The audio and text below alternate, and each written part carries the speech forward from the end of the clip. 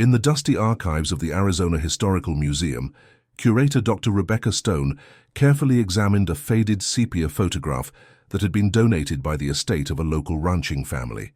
The image, dated September 12, 1894, showed 5 cowboys gathered around a table in what appeared to be the Broken Wheel Saloon in the frontier town of Deadwood Junction, Arizona. At first glance, it seemed like a typical frontier photograph. Men in worn leather chaps and weathered hats, sharing drinks and laughter after what was likely a long day on the range. The cowboys were captured mid-celebration, their faces animated with genuine mirth. One man was leaning back in his chair, mouth open in hearty laughter, while another was gesturing dramatically with his hands, apparently in the middle of telling a story. The remaining 3 were gathered close around the table, their expressions showing the kind of camaraderie that develops between men who face the harsh realities of frontier life together. Rebecca had been cataloging frontier photography for the museum's upcoming exhibition on Arizona's territorial period, when something about this particular image caught her attention. She had examined hundreds of similar photographs over the years, but there was something unsettling about this one that she couldn't immediately identify. The Broken Wheel Saloon had been one of Deadwood Junction's most popular establishments during the 1890s, serving cowboys, miners, and travelers who passed through the small desert town. According to the museum's records, the saloon had operated from 1887 until 1896, when it had closed under circumstances that the historical documents described only as unfortunate events that led to the establishment's permanent closure. Rebecca studied the faces of the 5 cowboys more closely, noting their relaxed postures and genuine expressions of enjoyment. The photographer had captured them in what appeared to be an unguarded moment, their laughter and conversation frozen in time. The quality of the photograph was remarkably good for the period, with clear details visible throughout the frame. But as Rebecca continued to examine the image, she began to notice something that made her increasingly uncomfortable. On the wall behind the cowboys, clearly visible in the lamplight that illuminated the saloon's interior, was a shadow that didn't seem to correspond to any of the men in the photograph. The shadow appeared to be that of a 6th person, someone standing just outside the frame of the photograph. But what made the shadow particularly disturbing was its posture and positioning. While the cowboys were seated around their table in relaxed, jovial poses, the shadow on the wall showed a figure that appeared to be standing perfectly still, with what looked like arms raised in an unnatural position. Rebecca reached for her magnifying glass and examined the shadow more closely. The more she studied it, the more convinced she became that it didn't belong to any of the 5 cowboys in the photograph. The angle and size of the shadow suggested that it was cast by someone standing much closer to the wall than any of the seated men, and the posture was completely different from that of any of the visible subjects. She decided to research the history of the Broken Wheel Saloon and the circumstances surrounding its closure, hoping to understand more about the context in which this photograph had been taken. Her investigation led her to the archives of the Deadwood Junction Gazette, the town's newspaper from the territorial period. What she found there made her increasingly uneasy about the seemingly innocent photograph of cowboys enjoying an evening at the saloon. The first disturbing detail came from an article published just 3 days after the photograph was taken, on September 15, 1894. The headline read, "Mysterious Death at Broken Wheel Saloon Baffles Local Authorities." According to the newspaper account, a cowboy named Jake Morrison had been found dead in the saloon's back room on the morning of September 14th, just 2 days after the photograph was taken. Morrison had apparently died during the night, but the circumstances of his death were puzzling to local authorities. The man had been found seated in a chair, apparently having died peacefully, but his face bore an expression of terror that witnesses described as unnatural and disturbing. Rebecca felt a chill as she read the article. She wondered if Jake Morrison might have been present at the saloon on the night the photograph was taken, and if the mysterious shadow might somehow be connected to his death. She continued reading the newspaper archives, searching for more information about the incident. The next article, published a week later, provided additional details that were even more unsettling. According to the report, Morrison had not been alone in the saloon when he died. The 5 cowboys who had been photographed on September 12th had all been present in the establishment that night, but none of them had seen or heard anything unusual. The Cowboys had told authorities that they had been drinking and playing cards in the main room of the saloon when Morrison had excused himself to use the facilities in the back. When he failed to return after an extended period, one of the men had gone to check on him and had found him dead in the chair. What made the incident particularly mysterious was that Morrison showed no signs of injury or illness. The local doctor who examined the body could find no cause of death, ruling it as sudden cardiac arrest of unknown origin. However, several witnesses noted that Morrison's expression suggested he had seen something that had frightened him terribly in his final moments. Rebecca continued her research, hoping to find more information about the 5 cowboys in the photograph and their connection to Morrison's death. What she discovered was a pattern of strange occurrences and unexplained deaths that seemed to follow the men wherever they went. The 5 cowboys were identified in the newspaper accounts as Tom Bradley, Sam Wilson, Frank Martinez, Charlie Thompson, and Dutch van der Berg. They had been working together as a crew for the Double Diamond Ranch, one of the largest cattle operations in the territory. According to the ranch records that Rebecca found in the territorial archives, the 5 men had been employed by the ranch for several years and had developed a reputation as reliable and hard-working hands. But Rebecca also found references to a series of unexplained incidents that had occurred wherever the 5 cowboys had worked. At their previous job at the Circle K Ranch, a fellow cowboy named Pete Sullivan had died under mysterious circumstances, found dead in his bunk with the same expression of terror that had characterized Morrison's death.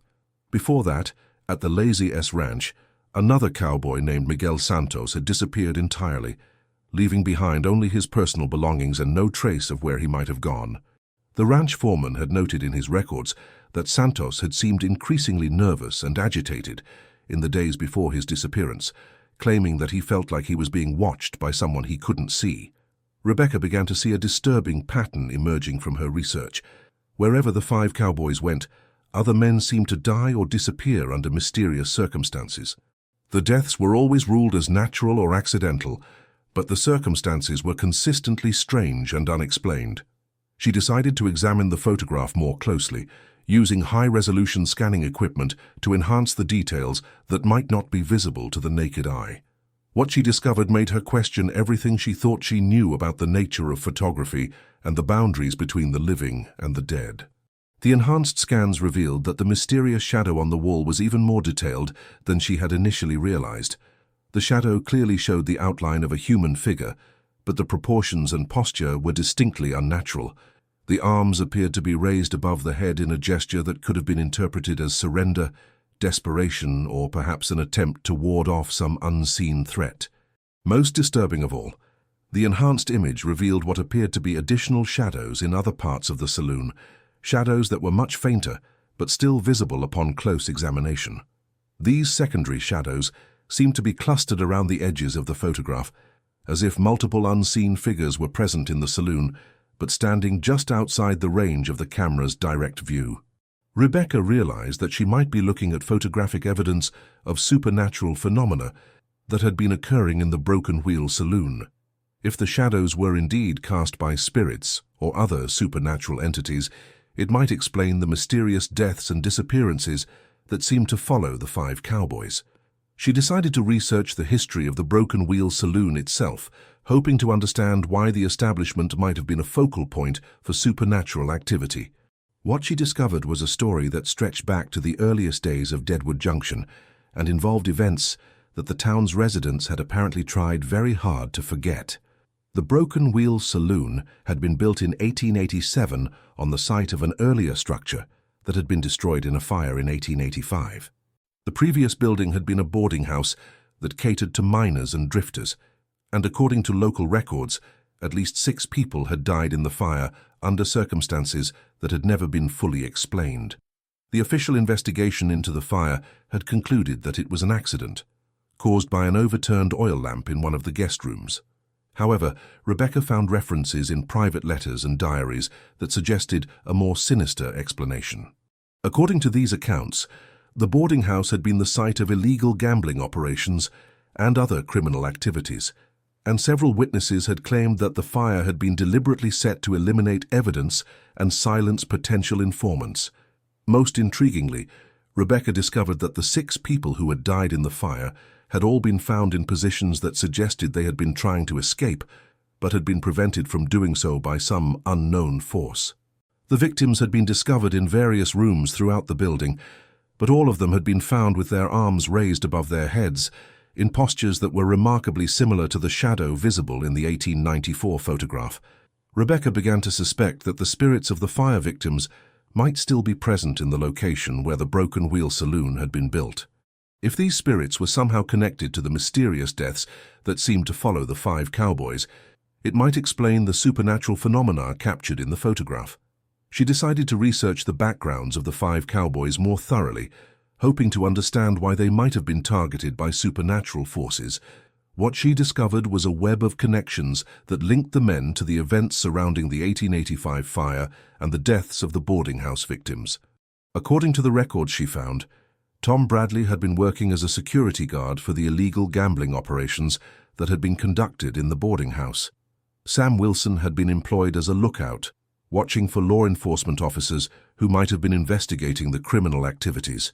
Frank Martinez had served as a courier, carrying messages and money between the gambling operation and its criminal associates in other towns. Charlie Thompson and Dutch Vanderberg had been involved in more direct criminal activities, including robbery and intimidation of potential witnesses who might have testified against the gambling operation. All 5 men had been present in Deadwood Junction on the night of the fire, but they had all provided alibis that placed them elsewhere when the blaze occurred. Rebecca realized that the 5 cowboys had been complicit in the criminal activities that had led to the fire and the deaths of the 6 victims. If the spirits of those victims were indeed seeking justice or revenge, it would explain why the supernatural phenomena seemed to follow the 5 men wherever they went.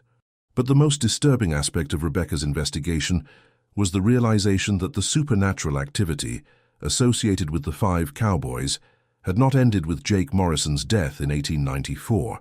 According to the newspaper archives she found, strange occurrences had continued to plague the men for years after the photograph was taken. Tom Bradley had died under mysterious circumstances in 1896, found dead in his bunk at a ranch in New Mexico with the same expression of terror that had characterized the other deaths.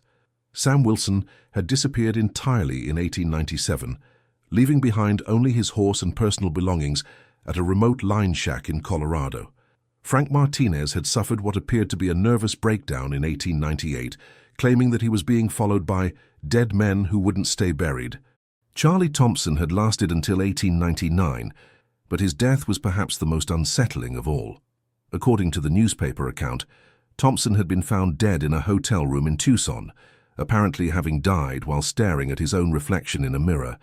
Witnesses reported that the mirror had been shattered, as if something had struck it from the inside, but there was no explanation for what could have caused the damage.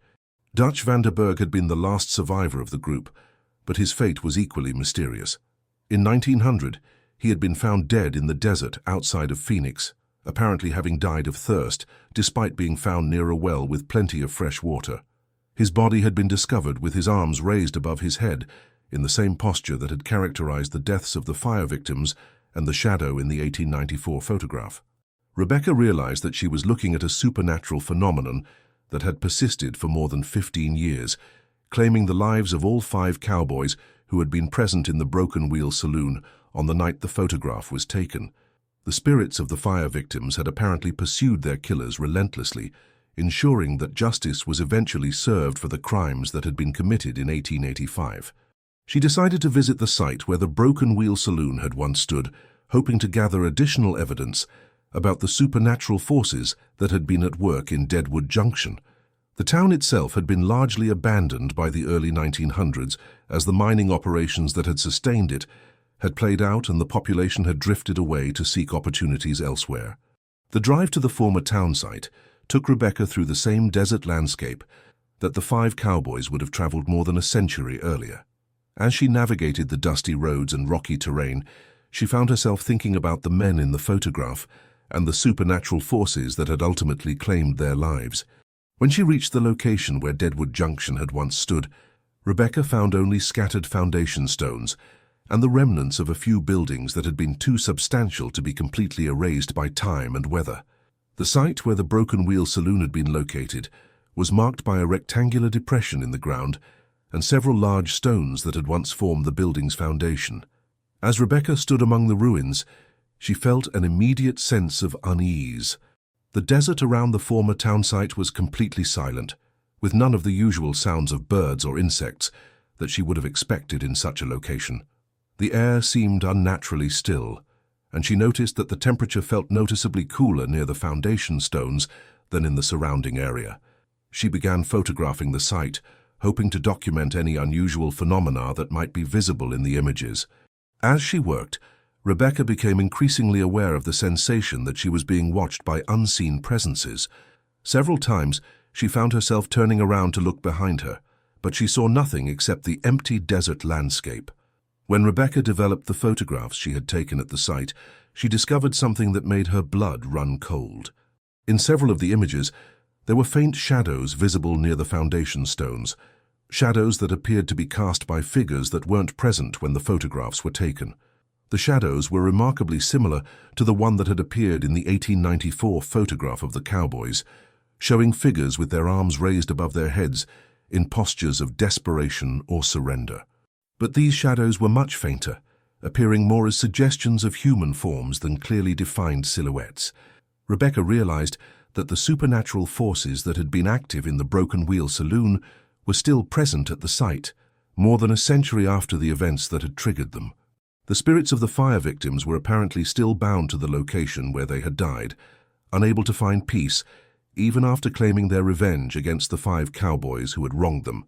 She decided to research the identities of the 6 people who had died in the 1885 fire, hoping to understand more about their lives and the circumstances that had led to their deaths. What she discovered was a story of ordinary people who had been caught up in events beyond their control and who had paid the ultimate price for being in the wrong place at the wrong time. The fire victims had included a traveling merchant named William Foster, who had been staying at the boarding house while conducting business in Deadwood Junction. Foster had been carrying a significant amount of cash from recent sales, which had apparently made him a target for the criminal elements operating out of the establishment. Another victim was Maria Santos, a young woman who had been working as a cook at the boarding house. According to the records Rebecca found, Maria had been trying to save money to bring her family north from Mexico, and she had been planning to leave Deadwood Junction just days after the fire occurred. The other victims included 2 miners named Patrick O'Brien and Hans Mueller, who had been staying at the boarding house while working claims in the nearby mountains. There was also a drifter named Jack Sullivan, whose background was largely unknown, but who had apparently witnessed something that had made him a threat to the criminal operation. The 6th victim was perhaps the most tragic of all, a young boy named Timothy Walsh, who had been working as a stable hand at the boarding house. Timothy had been only 14 years old when he died in the fire, and according to witness accounts, he had been trying to help other guests escape when he was overcome by smoke. Rebecca felt a deep sadness as she read about the lives of these 6 people, all of whom had died violently and unjustly. She began to understand why their spirits might be unable to find peace, and why they had pursued the 5 cowboys who had been responsible for their deaths with such relentless determination. She decided to delve deeper into the specific circumstances of the 1885 fire, hoping to understand exactly what had happened on that tragic night. Her research led her to a collection of private papers that had been donated to the territorial archives by the family of a former Deadwood Junction resident. Among these papers, Rebecca found a detailed account written by a man named Edward Hartley, who had been staying at the boarding house on the night of the fire but had managed to escape. Hartley's account provided a chilling description of the events that had led to the deaths of the 6 victims. According to Hartley, the fire had indeed been deliberately set, but not by the criminal elements operating out of the boarding house. Instead, it had been started by the 5 men who would later become cowboys, as part of an elaborate scheme to eliminate evidence of their own criminal activities and to silence witnesses who could have testified against them. Hartley's account described how the 5 men had been involved in a robbery that had gone wrong, resulting in the death of a local merchant. The victims of the boarding house fire had all been witnesses to the crime, or had possessed information that could have led to the men's arrest and conviction. The fire had been carefully planned to look like an accident, but Hartley had seen the 5 men dousing the building with kerosene and blocking the exits to prevent the victims from escaping. He had managed to escape through a window in his second-floor room, but he had been too frightened to come forward with his testimony at the time. Hartley's account explained why the 6 victims had been found with their arms raised above their heads. They had been trying to break down doors and windows that had been barricaded from the outside, desperately attempting to escape the flames that were consuming the building around them. Rebecca realized that the shadow in the 1894 photograph was not just a supernatural phenomenon, but a representation of the final moments of the fire victims, frozen in time and captured by the camera's lens. The spirits of the dead had been present in the Broken Wheel Saloon that night, bearing witness to the laughter and camaraderie of the men who had murdered them. She continued her research into Edward Hartley's account, hoping to understand why he had never come forward with his testimony. What she discovered was that Hartley had indeed tried to report what he had seen, but his attempts had been thwarted by corruption within the local law enforcement system. According to documents Rebecca found in the territorial archives, the sheriff of Deadwood Junction at the time had been a man named Robert Blackwood, who had been secretly in partnership with the criminal elements operating in the town. Blackwood had been receiving bribes to look the other way when crimes were committed, and he had actively worked to suppress evidence that might have led to arrests and prosecutions. When Hartley had approached Sheriff Blackwood with his account of the fire, the sheriff had threatened him with arrest on trumped-up charges if he persisted in making accusations against respectable citizens. Hartley had been forced to leave town under threat of violence, and his testimony had never been officially recorded. Rebecca found additional evidence of Sheriff Blackwood's corruption in the form of private correspondence between the sheriff and various criminal associates. The letters revealed a network of illegal activities that had included gambling, robbery, intimidation, and even murder. The 5 men who had later become Cowboys had been key players in this criminal organization. The correspondence also revealed that Sheriff Blackwood had been present on the night of the boarding house fire, and that he had helped to cover up the evidence of arson and murder. The sheriff had filed a false report claiming that the fire was accidental, and he had intimidated potential witnesses into remaining silent about what they had seen. Rebecca realized that the supernatural phenomena associated with the Broken Wheel Saloon were not just about the 6 fire victims seeking justice against their killers. The spirits were also seeking to expose the broader corruption that had allowed the crimes to go unpunished for so many years. She decided to research what had happened to Sheriff Blackwood, hoping to understand whether he had ever faced justice for his role in the crimes. What she discovered was that Blackwood had continued to serve as sheriff until 1896, when he had died under circumstances that were remarkably similar to those that had claimed the lives of the 5 Cowboys. According to the newspaper account of Blackwood's death, the sheriff had been found dead in his office, seated at his desk with an expression of terror on his face. There were no signs of injury or illness, and the local doctor had been unable to determine a cause of death. Witnesses reported that Blackwood had been heard arguing with someone in his office just before his death, but no one else had been present in the building at the time. Rebecca realized that the spirits of the fire victims had not limited their pursuit of justice to the 5 men who had directly participated in the arson and murders. They had also claimed the life of the corrupt sheriff who had helped to cover up the crimes and prevent justice from being served. She continued her research into the supernatural phenomena associated with Deadwood Junction, hoping to understand the full scope of the spirit's quest for justice. What she discovered was that the mysterious deaths had not been limited to the primary perpetrators of the crimes. Over the years following the 1885 fire, several other people who had been involved in the criminal network or the cover-up had died under mysterious circumstances. These included a judge who had dismissed charges against members of the criminal organization, a prosecutor who had refused to investigate reports of corruption, and several witnesses who had been intimidated into remaining silent about what they had seen. In each case, the deaths had been unexplained and had occurred under circumstances that suggested supernatural intervention. The victims had all been found with expressions of terror on their faces, and many had been discovered in positions that suggested they had been trying to escape from some unseen threat. Rebecca began to understand that the spirits of the fire victims had been conducting a systematic campaign of supernatural justice, targeting not just the direct perpetrators of the crimes, but also those who had been complicit in the cover-up and the denial of justice. She decided to research the photographer who had taken the 1894 image of the Cowboys in the Broken Wheel Saloon, hoping to understand more about the circumstances under which the photograph had been captured. What she discovered was that the photographer, a man named Henry Caldwell, had been traveling through Arizona territory, documenting frontier life when he had stopped in Deadwood Junction. According to Caldwell's journal, which Rebecca found in a collection of frontier photography archives, the photographer had been unaware of the supernatural activity in the Broken Wheel Saloon when he had taken the picture. He had simply been documenting what appeared to be a typical evening of frontier entertainment. However, Caldwell's journal entries from the days following the photograph revealed that he had begun to experience strange phenomena after taking the picture. He had reported seeing shadowy figures in other photographs he had taken in Deadwood Junction, and he had begun to feel as though he were being watched by unseen presences.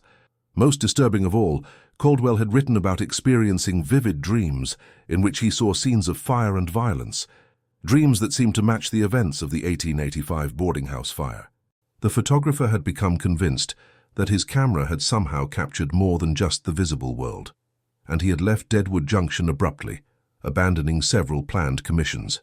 Rebecca realized that the 1894 photograph was not just a random capture of supernatural phenomena, but a deliberate manifestation by the spirits of the fire victims. The spirits had used the photographer's presence as an opportunity to create a permanent record of their continued existence and their ongoing quest for justice. She decided to examine other photographs that Caldwell had taken in Deadwood Junction, hoping to find additional evidence of supernatural activity. The photographer's collection included several images of the town's main street, the local church, and various businesses, but none of these showed any obvious signs of paranormal phenomena. However, when Rebecca examined these photographs using the same high-resolution scanning techniques she had applied to the saloon image, she discovered that several of them contained faint shadows and anomalies that suggested the presence of supernatural entities. The spirits appeared to have been following Caldwell throughout his time in Deadwood Junction, ensuring that their presence would be documented for posterity. Rebecca also found evidence that Caldwell had not been the only person to experience supernatural phenomena in Deadwood Junction during the 1890s. The town's newspaper archives contained several reports of unexplained sightings and strange occurrences, including accounts of ghostly figures being seen near the site of the former boarding house and mysterious sounds being heard in the Broken Wheel Saloon. One particularly detailed account came from a traveling preacher named Reverend Jonathan Mills, who had visited Deadwood Junction in 1895. According to Mills's written testimony, he had been conducting a prayer service in the Broken Wheel Saloon when he had experienced what he described as a visitation from the spirits of the unjustly slain. Mills had reported seeing 6 ghostly figures standing around the edges of the saloon, all of them with their arms raised above their heads in gestures of supplication or desperation. The preacher had claimed that the spirits had communicated with him telepathically, telling him the story of their deaths and their quest for justice. According to Mills's account, the spirits had asked him to help them find peace by ensuring that the truth of their deaths was known and that justice was served for the crimes that had been committed against them. The preacher had attempted to fulfill this request by writing letters to territorial authorities, but his efforts had been unsuccessful due to the continued corruption within the local law enforcement system. Rebecca realized that the spirits of the fire victims had been trying for years to find someone who would listen to their story and help them achieve justice. The supernatural phenomena in the Broken Wheel Saloon had been their attempts to communicate with the living world and to ensure that their deaths were not forgotten. She also discovered that Mills had not been the only religious figure to encounter the spirits. A Catholic priest named Father Miguel Rodriguez had visited Deadwood Junction in 1893 and had reported similar experiences. According to Father Rodriguez's letters to his bishop, he had been approached by several townspeople who claimed to have seen ghostly figures near the site of the former boarding house. The priest had conducted an investigation into these reports and had concluded that the spirits were indeed present and were seeking justice for their unjust deaths. Father Rodriguez had attempted to perform an exorcism at the site, but the ritual had been unsuccessful. According to his account, the spirits had communicated to him that they would not rest until the truth of their deaths was known and their killers were brought to justice. Rebecca found additional accounts from other visitors to Deadwood Junction who had experienced supernatural phenomena. A traveling salesman named Robert Chen had reported seeing shadowy figures in his hotel room, while a territorial official named William Hayes had claimed to have heard voices calling for help coming from the direction of the former boarding house site. These accounts painted a picture of a town that was haunted not just by individual spirits, but by the collective trauma of an injustice that had never been addressed. The supernatural phenomena were not random or malevolent, but were focused on achieving a specific goal, ensuring that the truth was known and that justice was served. Rebecca decided to research the broader historical context of the events in Deadwood Junction, hoping to understand how they fit into the larger patterns of frontier life and law enforcement in Arizona territory during the 1880s and 1890s. What she discovered was that the corruption and violence that had characterized Deadwood Junction were not unique, but were part of a broader pattern of lawlessness that had plagued many frontier communities. The territorial government had been weak and often corrupt, with many officials more interested in personal profit than in maintaining law and order.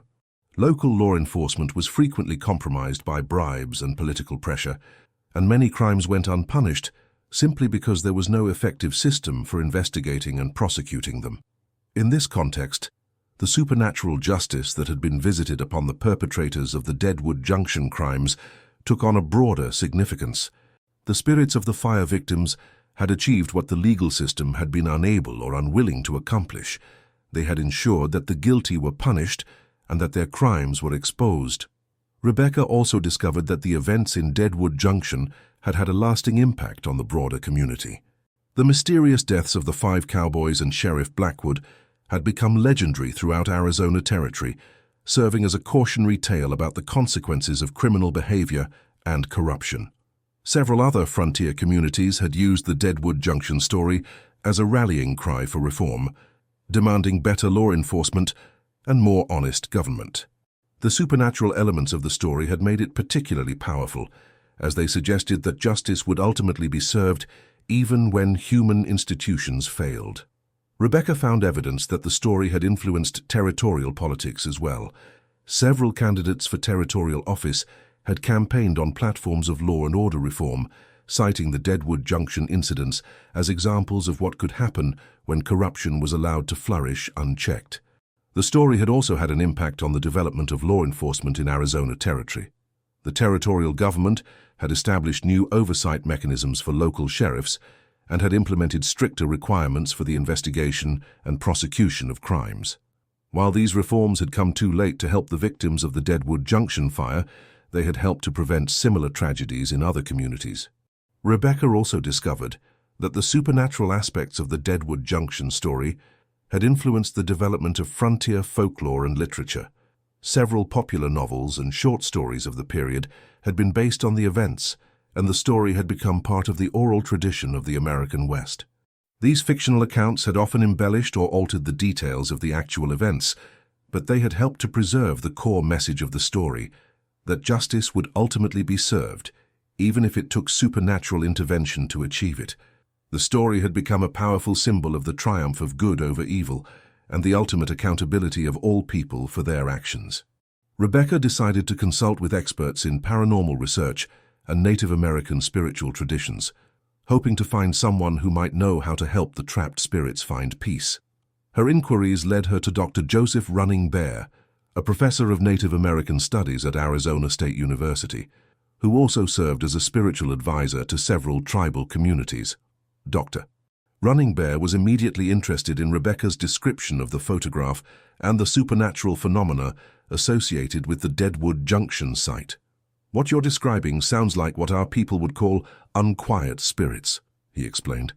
"When people die violently or unjustly, their spirits can become trapped in the physical world, unable to complete their journey to the afterlife." The professor went on to explain that Native American traditions included ceremonies for helping such spirits find peace and release from their earthly bonds. "The key is to acknowledge the injustice that was done and to ensure that the truth of what happened is known and remembered," he said. "Sometimes spirits remain trapped not because they seek revenge, but because they want their stories to be told and their deaths to be recognized." "Doctor, Running Bear offered to visit the Deadwood Junction site and perform a ceremony to help the spirits find peace, but he emphasized that such rituals required careful preparation and respect for all those involved. He also noted that the ceremony would need to address not just the spirits of the fire victims, but also the souls of the 5 cowboys and Sheriff Blackwood, who might themselves be trapped in a cycle of guilt and supernatural retribution. Rebecca arranged for Dr. Running Bear to travel to the former town site, and she spent several days researching the complete history of the events that had occurred there. She compiled detailed accounts of the lives of all 12 people who had been involved in the supernatural phenomena: the 6 fire victims, the 5 cowboys, and Sheriff Blackwood, whose corruption had enabled the crimes to go unpunished. The research process revealed additional details about the lives of the fire victims that made their deaths even more tragic. William Foster, the traveling merchant, had been planning to use his earnings to establish a legitimate business in California, where he hoped to bring his wife and children from back east. Maria Santos had been just 18 years old when she died, and she had been engaged to be married to a young man in her hometown in Mexico. Patrick O'Brien and Hans Mueller had been partners in a small mining claim that was just beginning to show promise.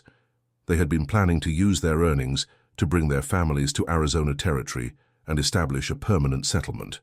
Jack Sullivan, despite being described as a drifter, had actually been a former schoolteacher who had come west after losing his family to disease, hoping to start a new life. Timothy Walsh, the 14-year-old stable hand, had been an orphan who had been working to save money to attend school and better his circumstances. According to witness accounts, he had been known for his kindness and willingness to help others, which had ultimately led to his death when he had tried to rescue other guests from the fire. Rebecca also researched the backgrounds of the 5 cowboys and Sheriff Blackwood, hoping to understand what had led them to become involved in criminal activities. What she discovered was a complex story of frontier life, economic hardship, and moral compromise that helped to explain, if not excuse, their actions. Tom Bradley had been a Civil War veteran who had come west after the war, struggling to find legitimate work and haunted by his experiences in combat. Sam Wilson had been the son of a poor farming family who had turned to crime as a way to escape poverty and provide for his siblings. Frank Martinez had been a former vaquero who had lost his job when his employer's ranch had failed during a drought. Charlie Thompson had been a gambler and con artist who had drifted into more serious criminal activities as his debts had mounted. Dutch Vanderberg had been an immigrant from Holland who had been cheated out of his savings by unscrupulous land dealers and had turned to crime as a way to survive. Sheriff Robert Blackwood had been a former soldier who had been appointed to his position through political connections rather than merit. He had gradually become corrupted by the bribes and favors offered by criminal elements until he had become an active participant in their activities rather than a law enforcement officer. Rebecca realized that the supernatural phenomena associated with Deadwood Junction were not just about good versus evil, but about the complex moral realities of frontier life and the ways that circumstances could lead ordinary people to make terrible choices. The spirits of the fire victims were seeking not just revenge, but understanding and acknowledgement of the injustices that had been done to them. She also discovered that the events in Deadwood Junction had been part of a larger pattern of violence and corruption that had characterized the Arizona Territory during the 1880s and 1890s. The territorial government had been weak and often ineffective, and many communities had been left to fend for themselves against criminal elements. In this context, the supernatural justice that had been visited upon the perpetrators of the Deadwood Junction crimes represented a form of cosmic balance, ensuring that justice was served even when human institutions failed. The spirits of the fire victims had become agents of a higher form of justice, one that transcended the limitations of earthly law enforcement. Rebecca found additional evidence of this pattern in other frontier communities throughout Arizona Territory. Several towns had experienced similar incidents of supernatural justice, with criminals and corrupt officials dying under mysterious circumstances after committing serious crimes that had gone unpunished by the legal system.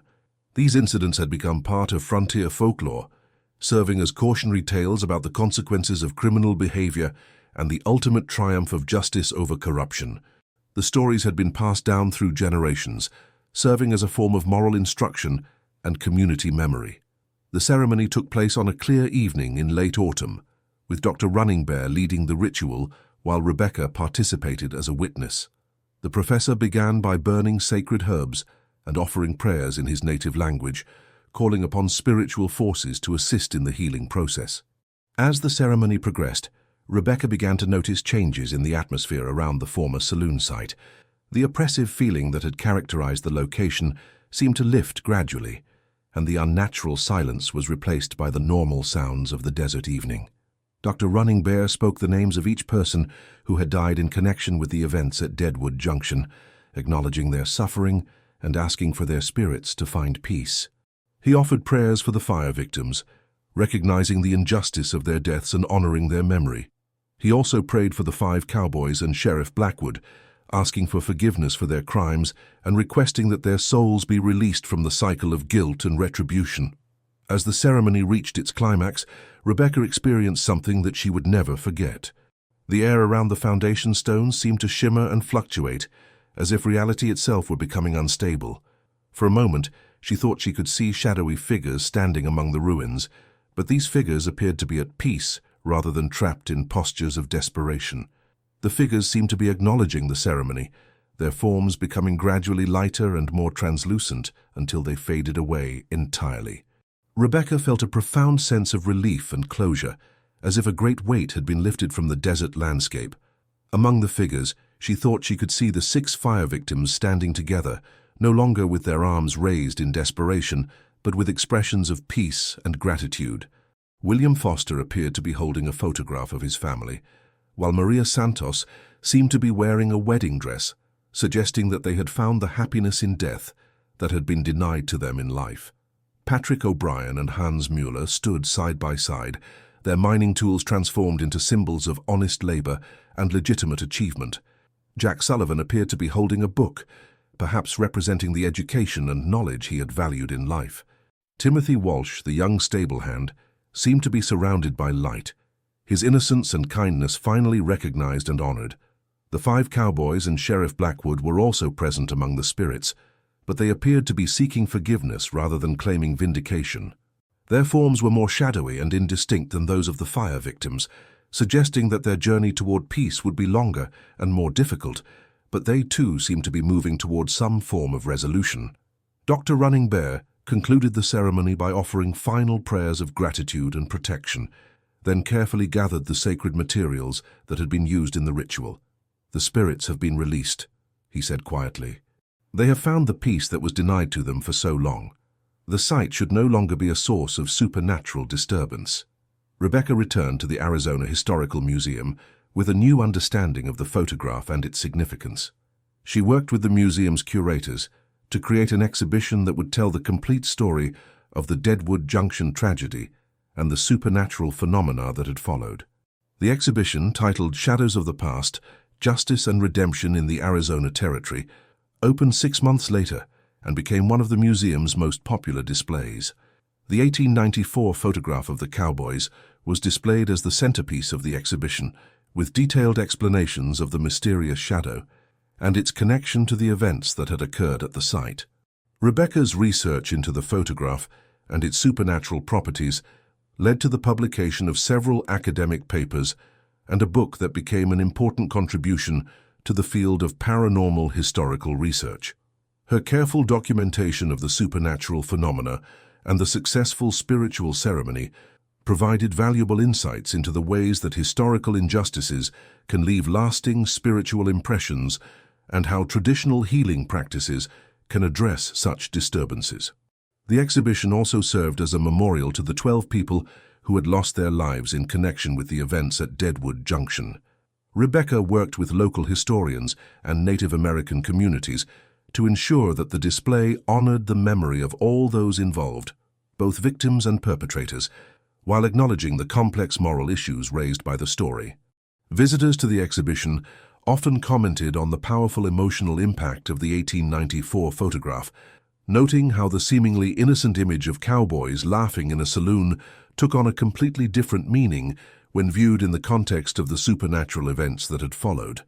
Many visitors reported feeling moved by the story of the fire victims and the long journey toward justice and peace that their spirits had undertaken. The exhibition also included interactive elements that allowed visitors to learn more about frontier life, the challenges faced by settlers and immigrants in the Arizona Territory, and the complex social and economic factors that could lead people to make moral compromises. Rebecca worked with educators to develop materials that would help visitors understand the historical context of the events, while also appreciating their supernatural dimensions. One of the most powerful elements of the exhibition was a recreation of the Broken Wheel Saloon, complete with period furnishings and lighting that matched the conditions present when the 1894 photograph was taken.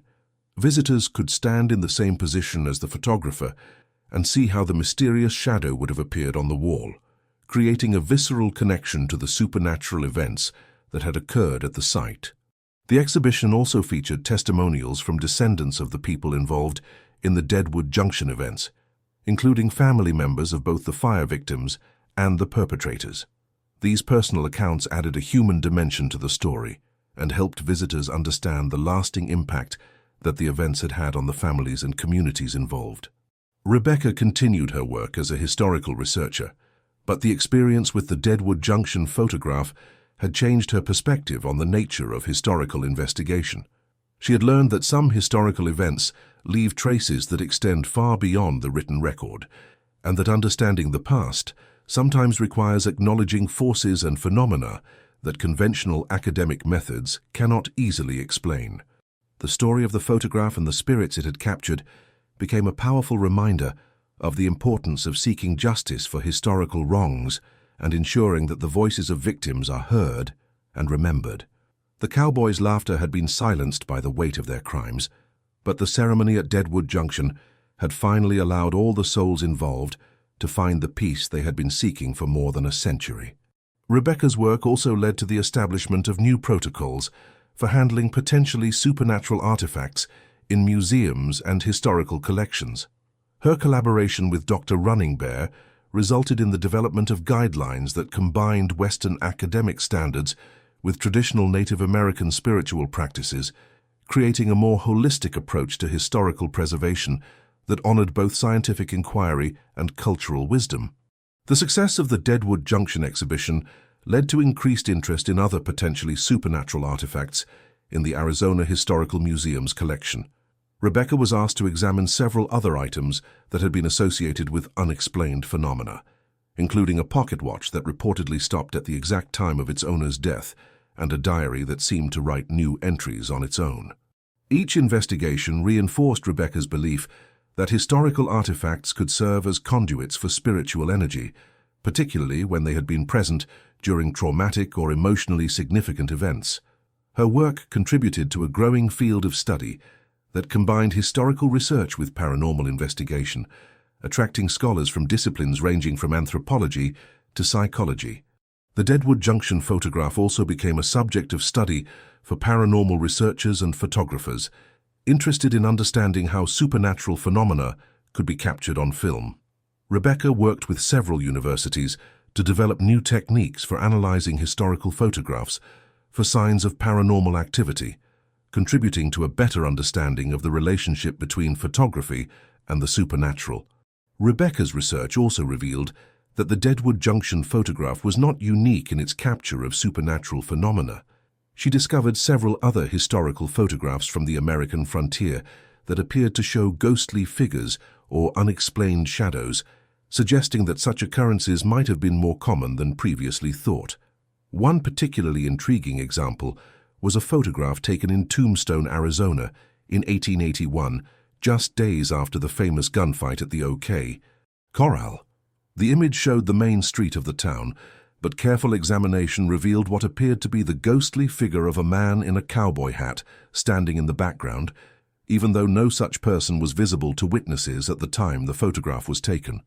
Another example came from a photograph taken in Virginia City, Nevada, in 1876, which showed the interior of a saloon, but also appeared to capture the shadowy figures of several people who were not physically present in the establishment. Local records indicated that the saloon had been the site of several violent deaths, and the ghostly figures in the photograph bore resemblances to some of the victims. These discoveries suggested that the phenomenon captured in the Deadwood Junction photograph was part of a broader pattern of supernatural activity that had occurred throughout the American frontier during the late 19th century. Rebecca began to theorize that the violent and often unjust nature of frontier life had created conditions that were particularly conducive to supernatural manifestations. The harsh realities of frontier existence, combined with the frequent breakdown of law and order, had created a situation where many crimes went unpunished and many victims never received justice. In such circumstances, Rebecca hypothesized, the spirits of the dead might be more likely to remain earthbound, seeking to ensure that their stories were told and their deaths were acknowledged. Rebecca's work on the Deadwood Junction photograph also led to collaborations with researchers studying similar phenomena in other parts of the world. She found that many cultures had traditions of spirits remaining earthbound when they had died violently or unjustly, and that these spirits often sought to communicate with the living through various means, including photographic manifestations. These cross-cultural comparisons helped to validate Rebecca's findings and suggested that the supernatural phenomena she had documented were part of universal human experiences rather than isolated incidents specific to the American frontier. The research contributed to a growing body of evidence suggesting that consciousness might persist after death under certain circumstances, particularly when the death had been traumatic or unjust. Years later, when Rebecca looked at the 1894 photograph, she no longer saw just 5 cowboys enjoying an evening at a frontier saloon. She saw a moment frozen in time when the living and the dead had shared the same space, when the consequences of past actions had begun to manifest in ways that defied rational explanation. The shadow on the wall had been a harbinger of justice delayed but not denied, a reminder that some debts can only be paid in the currency of truth and acknowledgement. The photograph now rests in the Arizona Historical Museum's permanent collection, serving as both a historical artifact and a testament to the power of spiritual healing and reconciliation. The mysterious shadow is still visible in the image, but visitors who view it in the context of the complete story often report that it no longer seems threatening or disturbing. Instead, it appears to be a gentle reminder that the past is never truly past, and that the pursuit of justice and truth can transcend even the boundaries between life and death. The cowboys' laughter, captured in that moment of apparent joy and camaraderie, had been hollow and temporary, overshadowed by the weight of their crimes and the presence of those they had wronged. But through Rebecca's research and Dr. Running Bear's ceremony, their story had become part of a larger narrative about redemption, forgiveness, and the possibility of finding peace, even in the aftermath of great injustice. The shadow on the wall no longer belonged to no one. It belonged to Timothy Walsh, the 14-year-old stable hand who had died trying to help others escape the fire. It belonged to Maria Santos, who had dreamed of bringing her family to a better life. It belonged to William Foster, Patrick O'Brien, Hans Mueller, and Jack Sullivan, all of whom had been innocent victims of circumstances beyond their control. And in a way, it also belonged to Tom Bradley, Sam Wilson, Frank Martinez, Charlie Thompson, and Dutch van der Berg, 5 men whose laughter had been captured in a moment of time, but whose souls had been burdened by guilt and pursued by justice for more than 15 years. Their story, too, had become part of the larger narrative of redemption and the possibility of finding peace through acknowledgement and forgiveness. The 1894 photograph that had seemed so innocent at first glance had revealed itself to be a window into a world of moral complexity, supernatural justice, and the enduring power of truth to transcend even death itself. The shadow that didn't belong to any of the cowboys had belonged to all of them in the end, as they had all become part of a story that was larger than any individual life or death. Rebecca's work had shown that history is not just a collection of facts and dates, but a living reality that continues to influence the present in ways both seen and unseen.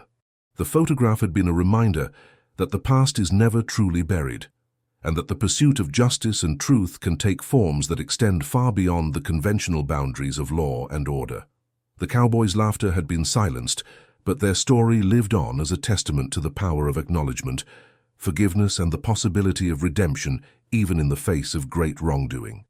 The shadow on the wall had finally found its place in the larger narrative of human experience, no longer a source of fear or mystery, but a symbol of the enduring connection between the living and the dead, and the eternal human quest for justice and peace. The legacy of the Deadwood Junction photograph extends far beyond its role as a supernatural artifact. It has become a powerful tool for education and reflection, helping visitors to the Arizona Historical Museum understand the complex moral realities of frontier life and the importance of seeking justice for historical wrongs. Rebecca's research has also contributed to a broader understanding of the ways that traumatic historical events can leave lasting spiritual impressions on the physical world. Her work has shown that some artifacts and locations retain connections to the people and events they have witnessed, and that these connections can manifest in ways that challenge conventional understanding of reality. The photograph serves as a reminder that the past is never truly past, and that the voices of those who have been silenced by injustice can still find ways to make themselves heard. The shadow on the wall has become a symbol of the persistence of truth and the enduring power of the human spirit to seek justice and redemption even beyond the boundaries of life and death. Through her work with the Deadwood Junction photograph, Rebecca has helped to establish a new paradigm for historical research that acknowledges the spiritual dimensions of human experience and the importance of treating historical artifacts with appropriate reverence and respect. Her collaboration with Native American spiritual leaders has shown that traditional wisdom and modern scholarship can work together to create a more complete understanding of the past and its continuing influence on the present. The story of the Cowboys' laughter and the shadow that didn't belong to any of them has become a powerful metaphor for the hidden truths that lie beneath the surface of historical events, waiting to be discovered and acknowledged by those who are willing to look beyond the conventional boundaries of academic inquiry. It serves as a reminder that history is not just about the winners and the powerful, but about all those whose voices have been silenced and whose stories deserve to be told. The photograph continues to draw visitors from around the world, many of whom report feeling a profound emotional connection to the story it represents. Some visitors claim to sense the presence of the spirits in the image, while others simply feel moved by the tale of injustice, supernatural retribution, and ultimate redemption that the photograph embodies. The Deadwood Junction exhibition has also inspired similar displays at other museums, as curators and researchers have begun to recognize the value of incorporating supernatural and spiritual elements into historical presentations. Rebecca's work has helped to legitimize the study of paranormal historical phenomena and has opened new avenues for understanding the complex relationships between past and present, living and dead, justice and injustice. The shadow on the wall continues to serve as a powerful reminder that some truths transcend the boundaries of conventional understanding, and that the pursuit of justice and acknowledgement can take forms that extend far beyond the physical world. The Cowboys' laughter may have been captured in a single moment of time, but the story it represents continues to resonate with new generations of visitors who find in it lessons about morality, responsibility, and the enduring power of truth to overcome even the most determined efforts at concealment and denial.